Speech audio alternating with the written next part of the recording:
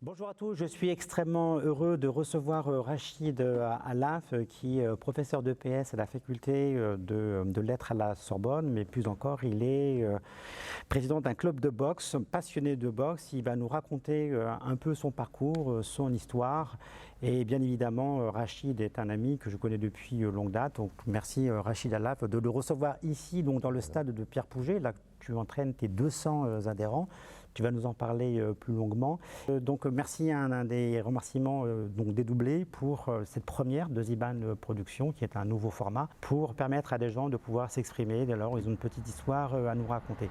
Merci Rachid Alaf. Merci Karim. Et bonsoir à toi et à tous. Merci de m'avoir permis de venir à la fois te retrouver, comme à l'époque. Voilà, comme à l'époque, et de parler d'une belle passion, c'est la passion sportive. Et rien de plus agréable que de parler des bonnes choses. Donc je suis vraiment content d'être avec toi ce soir. C'est très gentil. Donc on est dans le stade de Pierre Pouget, dans le gymnase de Pierre Pouget, là où tu entraînes donc encore une fois tes adhérents, qui sont à la fois des hommes mais aussi des femmes. 40% des effectifs sont des femmes. Le sport, Rachid, on peut en parler sans arrêt, sans limite, sans fin, puisque c'est quelque chose qui t'anime depuis de très très longues années. C'est papa et j'imagine aussi maman qui vous ont donné cette passion déjà depuis votre plus jeune âge. 5 enfants, tous sportifs. Alors ça a été du judo, du karaté, la gymnastique et puis la boxe. C'est à peu près ça. On a fait ça, ouais, c'est vrai qu'on a eu peut-être cette chance de pouvoir accéder à la pratique sportive dès notre enfance au travers d'un comité d'entreprise de l'usine du papa qui nous permettait de faire du sport pour quasiment gratuitement, parce que c'est le comité d'entreprise on a commencé par le judo, qui nous fournissait des kimonos, en plus avec un excellent professeur pour lequel je garde toujours un très très bon souvenir, Jean-Claude Prieur, que je cite là. Et tu ne l'as pas oublié. Je ne l'ai pas oublié parce que c'est mon premier prof de judo et c'est un homme formidable.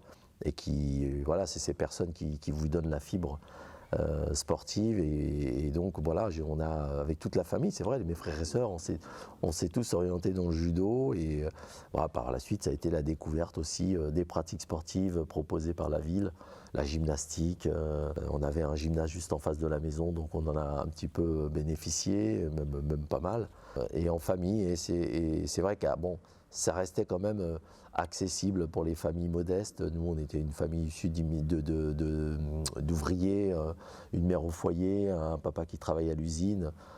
Première génération des immigrés de France. Nos parents sont arrivés en Algérie. La vie de cité, comme on disait bien. Aujourd'hui, la vie de banlieue, comme on dit bien. La vie de banlieue, mais avec beaucoup d'offres finalement pour cette génération-là dans laquelle j'appartiens et dans laquelle tu appartiens aussi, hein, d'ailleurs, Karim, parce qu'on se connaît bien. Je sais que tu as eu à peu près le même parcours. Similaire, c'est vrai.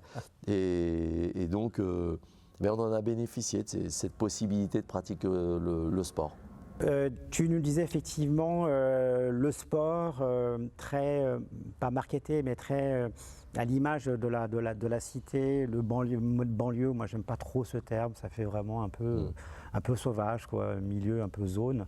Mais le sport, véritablement comme un moyen de pouvoir se développer, de se dire qu'on a malgré tout une chance dans la vie. Comme tu le dis, si on est issu d'une famille d'ouvriers, d'immigrés, choses qui ne sont pas forcément faciles au tout début, le sport t'a permis, en tout cas moi je le sais, ça m'a permis de pas m'intégrer, mais de me permettre, de me faire évoluer dans la vie, de réussir mes études, mon travail et ainsi de suite, et d'en garder bien évidemment une passion, quoi. C'est ce que tu veux nous dire en fait. Oui, et puis aujourd'hui on s'aperçoit que dans tous les milieux sociaux, favorisés, défavorisés ou non, le sport c'est un vrai outil de sociabilisation en réalité. Exactement, oui. Et donc pour tous, et aujourd'hui ça s'est vraiment démocratisé, mais la pratique sportive, elle permet de découvrir la solidarité entre soi et le plaisir de partager aussi, parce que on est toujours avec d'autres personnes. Bien sûr. Et l'apprentissage dans des règles aussi l'apprentissage d'une pratique sportive qui nous permet de nous fixer des objectifs, Bien essayer sûr. de les atteindre. Donc il y a l'aspect combativité, l'aspect aussi pas rechigner à l'effort, etc. Toutes ces qualités, toutes ces vertus de la pratique sportive qui permet aux individus de s'épanouir. Bien sûr, Voilà. tout à fait. Tout à fait. De- Donc tu nous parles de sport quand tu étais plus jeune, j'imagine jusqu'à un certain âge, l'adolescence et ainsi de suite. Et après donc tu t'orientes vers des études donc de sportives. Hein. Tu as un diplôme donc d'enseignant à la faculté, donc STAPS. bravo. Et tu as commencé donc à ouvrir un petit club de boxe. Comment t'es arrivé cette passion pour la boxe? Le club de la Savate avait démarré avec un de tes frères de mémoire, c'est ça hein? Voilà, j'ai un frère qui pratiquait de la boxe française savate. J'étais allé le voir faire une démonstration. Il y a un petit club dans lequel il était à Choisy-le-Roi, Gaëtan Litricien, encore un grand professeur que je salue ici. Et donc je me suis inscrit tout naturellement, parce que je suis allé avec lui. Puis j'ai commencé mes premières armes en faisant un petit combat de savate. Et puis ça m'a plu tout de suite parce que c'est voilà, l'opposition, le stress d'avant-match, le ring, voilà, les applaudissements, le côté difficulté aussi, on se dit waouh et tout. Par la suite, dans notre ville, à Villeneuve-le-Roi, il y a un autre professeur aussi emblématique qui a ouvert une salle de full contact qui s'appelle Vincent Dinglas. Que j'ai connu également, qu'on peut aussi saluer, parce que salue Vincent, c'est également. une grande histoire également. Que des personnages Salut finalement. Vincent. Voilà, et puis que des personnages qui ont apporté beaucoup à la jeunesse. Et donc il a monté un grand club de boxe. Moi j'ai fait un petit peu de full contact, mais j'ai surtout découvert la boxe anglaise par la suite, au travers d'un gala de boxe. Mon père, encore une fois, m'a emmené voir un match de boxe à Vitry-sur-Seine. C'était Quelle mémoire, tu te souviens de tout. Un grand match, ouais, un grand match de Lucy Famani, un grand champion de boxe. J'ai eu ses enfants, je me suis par la suite occupé de ses enfants. Lucy Famani, un grand champion des années 80 qui a rivalisé contre Marvin Hagler et puis qui a battu aussi des boxeurs champions du monde comme Emile Griffith ou Robles. Des grands noms de la boxe. Des grands noms de la boxe de ces années-là. Et quand je l'ai vu se sublimer sur le ring, je me suis dit, oh là, il faut que je fasse ce sport. Et donc, voilà, je me suis retrouvé à Choisy-le-Roi, Boxing Club de Choisy-le-Roi, avec là encore un grand maître, je pense le summum, monsieur Julien Tessonnière.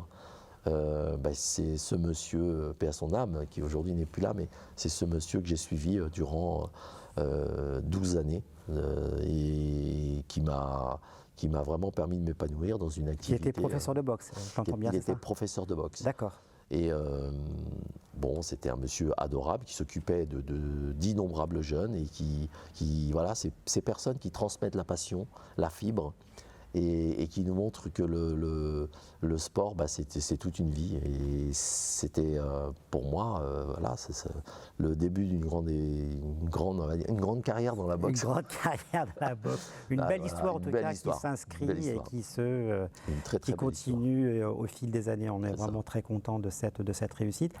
Je voudrais que tu nous parles un peu plus, Rachid, s'il te plaît, de ce lien qu'il y a entre le sport, au travers du club de boxe que tu animes aujourd'hui, et ce rapport qu'il y a avec les jeunes et la société, parce que c'est une association.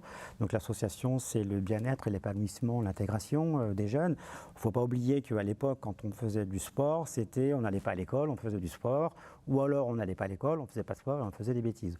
Aujourd'hui, on peut faire du sport, ne pas faire de bêtises, et on peut bien évidemment continuer ses études, et c'est vraiment aujourd'hui ce qu'on observe et ce qu'on attend, surtout des associations.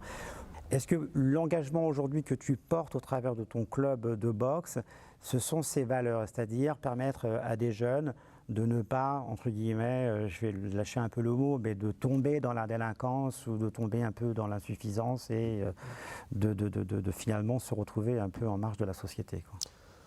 Oui, complètement, Karim, mais en même temps, c'est vrai, au départ, c'est ça, le sport n'est pas une finalité, c'est un outil. On utilise la pratique sportive pour permettre d'aider les personnes et puis de les faire avancer le plus loin possible. Mais j'ai envie de dire, avec le recul maintenant, c'est que finalement, les besoins, ils viennent de toutes sortes de personnes, en fait, à la fois du jeune qui est issu du quartier, et c'est pour ça, et puis en même temps, des jeunes qui sont dans des milieux plus aisés, mais qui viennent aussi chercher quelque chose au travers de la pratique sportive. L'idée est de faire aller les personnes vers des objectifs voilà, d'épanouissement, d'harmonisation. On essaie de créer l'équilibre entre la tête et les jambes. Mais en fait, on s'aperçoit qu'il y a tous les milieux qui sont intéressés par la pratique sportive et qui ont des besoins qui sont différents. Et les jeunes issus des quartiers un petit peu difficiles, la pratique sportive, ça leur permet de travailler dans un cadre de travail. Bien sûr. Et puis être dans l'apprentissage de certaines règles de vie en société, etc. Mais on a aussi d'autres personnes qui sont dans des milieux plus aisés, qui ont d'autres besoins, c'est-à-dire à la fois pouvoir se centrer sur eux-mêmes, de la travailler performance, sur le contrôle de soi, la performance aussi, parfois l'envie aussi de se dépasser. Bien sûr. Et il y a plein de domaines. Donc oui, le sport n'est pas une finalité en fait, c'est un outil qui nous permet de résoudre un maximum de problèmes, ou en tout cas de répondre à des besoins. Et on s'aperçoit autant que pour des jeunes issus de quartier, c'est très important parce que ça permet de travailler sur le cadre, les règles de vie, etc. Mais on s'aperçoit aussi que d'autres personnes de milieux plus favorisés viennent pour une demande aussi qui peut être importante, le dépassement de soi, la confiance en soi, travailler sur aussi le fait de pouvoir se dépenser, etc. Et la magie du club de boxe, c'est qu'on rassemble tout le monde et que à partir du moment où on est dans la salle de boxe, il n'y a pas de différence sociale. Il n'y a pas de différence. Tout le monde est identique. Donc, et chacun vient chercher ses besoins qui peuvent être différents, mais dans la salle, tu peux être médecin ou tu peux venir du quartier ou tu peux venir... chacun y trouve sa place. Chacun y trouve sa place. Chacun est traité de la même façon et tout le monde est au même niveau en fait. Voilà, tout le monde est au même niveau. C'est extrêmement intéressant. Je disais ça parce qu'il y a dans ton club, et c'est peut-être aussi, j'espère que ce n'est pas un phénomène de société, c'est-à-dire que c'est quelque chose qui perdurera pendant de longues années, c'est qu'il y a 40% de tes adhérents sont des femmes. Ouais. Comment tu expliques que les femmes montent sur des rings et viennent taper sur d'autres femmes? On est resté très longtemps dans l'idée de se dire que c'était un sport réservé pour les hommes. Mais il y a eu des précurseurs, il y a eu des entraîneurs qui ont ouvert très tôt l'accès à la pratique féminine pour la boxe. Mais en fait, on s'aperçoit que la boxe féminine, ça marche vraiment bien. C'est très à la mode. C'est très à la mode. Et je pense qu'il y a une vraie recherche de la part du public féminin, pas que dans la boxe, mais même dans d'autres sports. Et je vois à peu près la pratique féminine se généralise. Oui, tout à fait. Et par contre, la boxe, on se disait, est-ce qu'on peut prendre des coups, etc. Alors, ça se passe très bien, en fait. Il y a une forte demande. On a, nous... c'est vrai, 40% à peu près des filles du public féminin dans notre club. C'est une vraie fierté pour nous parce que du coup, il y a aussi cette mixité. C'est vrai qu'au club, on a 40% de notre public qui est un public féminin et pour nous, c'est une vraie fierté parce que on est aussi dans la mixité. On est donc dans la mixité sociale et la mixité homme-femme. Et ça, c'est très important. Et donc, parce que le message, il est finalement vivre en société, c'est ça le message. Exactement. Et donc, oui, la pratique féminine, ça marche. Mais c'est aussi parce qu'on a peut-être mis en place une politique sportive qui travaille dans ce sens. Et je pense qu'à partir du moment où le club travaille dans ce sens et dans l'ouverture, ça se passe toujours très bien. J'aimerais qu'on aborde que tu nous dises, Rachid, s'il te plaît, les difficultés que tu as rencontrées, que tu rencontres, parce que j'imagine que pour gérer un club de 200 personnes, c'est une charge de travail assez considérable, une responsabilité. Les contraintes qui sont liées à l'acquisition de matériel, les contraintes qui sont liées à des problématiques de financement. Est-ce que tu peux nous en dire davantage de ce qu'il y a aujourd'hui, ce que tu as rencontré? Il faut être un combattant en fait pour arriver à gérer un tel club qui, je rappelle, est un club où il y a des combats qui se font au plan national, mais également à l'international. On en parlera tout à l'heure un peu plus en détail. Tu vas me triturer là-dessus tout à l'heure. Tu as raison, tu as mis le doigt, Karim, sur le problème. C'est que en rapport à ce que la plus-value, ce que ça peut rapporter pour la société, pour la ville, c'est vrai que on se lasse un petit peu de devoir se battre et combattre, je dirais, l'aspect administratif, les difficultés pour obtenir du matériel, pour être aidé. Bon, nous, on est une petite ville ici à Blon-sur-Seine et je remercie d'ailleurs le maire et son équipe hein, parce qu'on est quand même bien loti. Mais je veux dire, par rapport à bien loti, par rapport aux moyens financiers de la ville, hein, j'entends. Mais c'est vrai que quand on voit ce que ça coûte très peu finalement une salle de boxe, hein, une salle de boxe, c'est 2% de ce que ça pourrait coûter dans n'importe quel club de football ou de sport collectif ailleurs. J'imagine. Ça coûte une salle, un ring, quelques sacs de frappe. Et on y met toute une vie, on y crée toute une vie qui apporte une plus-value après pour la société. Et ça, malheureusement, et je parle aussi pour mes copains d'autres clubs, il n'y a pas cette prise de conscience de si peu d'investissement pour un rapport aussi important. Et s'il y avait cette prise de conscience qu'en créant une salle de boxe dans une ville et en y faisant du bon boulot, ça rapporte énormément à la ville en termes de sociabilisation. Si les collectivités avaient plus conscience de ce que ça peut apporter, ils aideraient un petit peu plus les petits clubs et les petits clubs qui finalement font du travail de grands clubs. D'accord. On arrive quasiment à la fin. Quelques petites questions comme ça à la volée. Ta plus grande déception ? Ma plus grande déception, j'en ai pas eu beaucoup sportivement. Je pense que j'ai eu que des satisfactions. Alors voilà, ça arrive là comme là d'avoir parfois des athlètes qui, une fois qu'ils ont été formés, ils ont envie aussi de s'épanouir ailleurs. Et puis, faut l'accepter. Faut l'accepter. Voilà, ça fait partie du registre du club qui travaille aussi avec ses propres moyens et faut l'accepter et c'est normal. Faut d'ailleurs, mais dans l'ensemble c'est que des satisfactions. C'est vraiment aussi pour nous la possibilité d'un épanouissement personnel. J'y suis maintenant depuis plus de 30 ans et j'ai pas envie de m'arrêter. Donc ça prouve qu'il n'y a que du plaisir. Bien sûr. Ouais. Une déception en termes de combat. Quel est le combat dans ton club qui t'a le plus fait de mal ? En termes de combat, Karim, là c'est une question piège. Alors, écoute, c'est peut-être une défaite d'un de mes boxeurs préférés. J'ai envie de dire, on n'a pas de boxeur préféré, mais un boxeur. Parce qu'ils sont quand même 200 derrière, attention. Ouais, faut pas te les mettre à dos. Je fais gaffe à ce que je dis. Non, là, un des enfants de Lucif Amani, Samir Amani, c'est quelqu'un de très très sérieux. Et c'est toujours difficile quand un boxeur s'investit, est très fort et il fait vraiment tous les efforts nécessaires pour boxer. Il faisait une finale du tournoi de France professionnel à Lyon et on a été obligé d'arrêter le combat sur une blessure à l'arcade.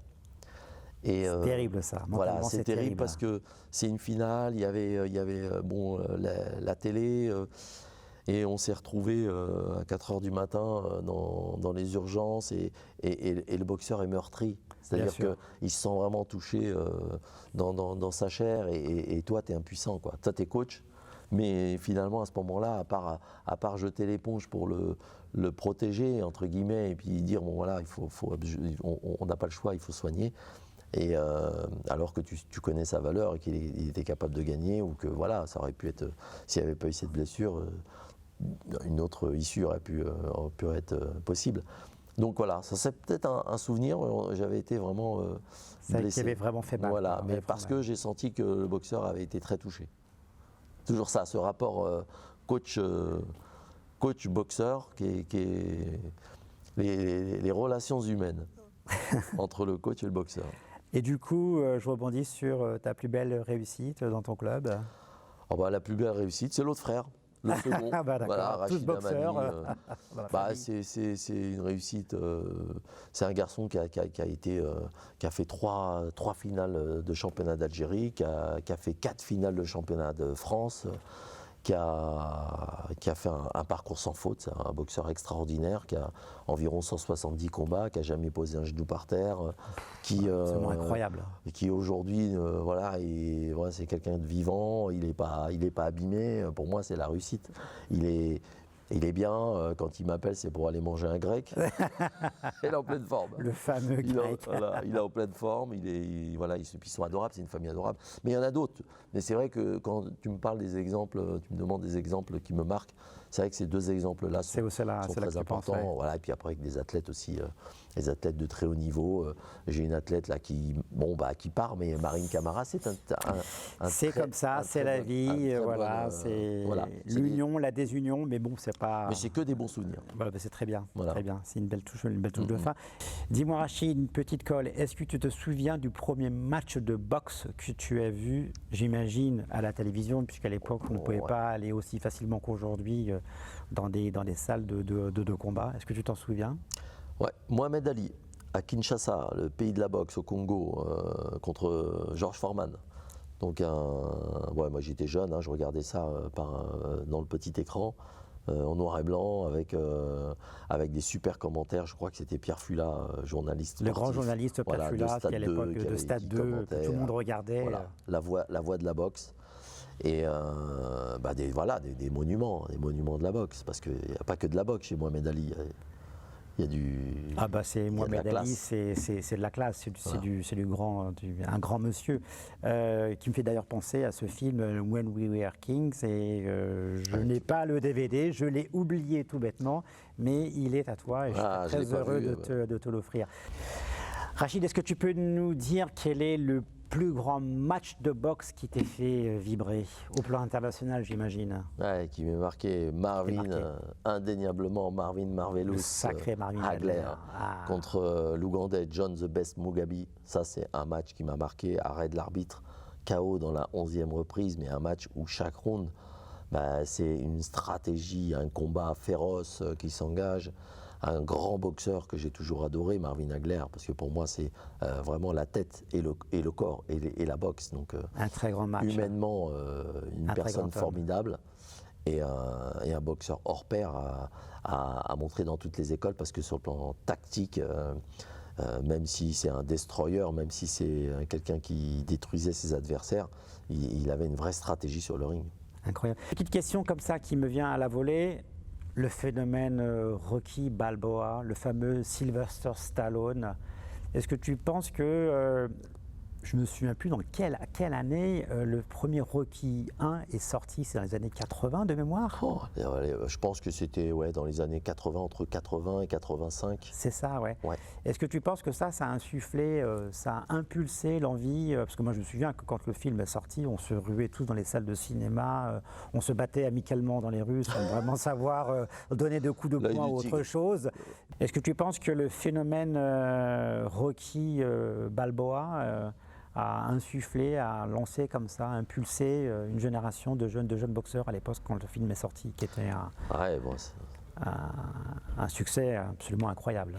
Très certainement que les Rocky, ils ont marqué d'abord l'histoire de la boxe, parce que on se réfère toujours au Rocky.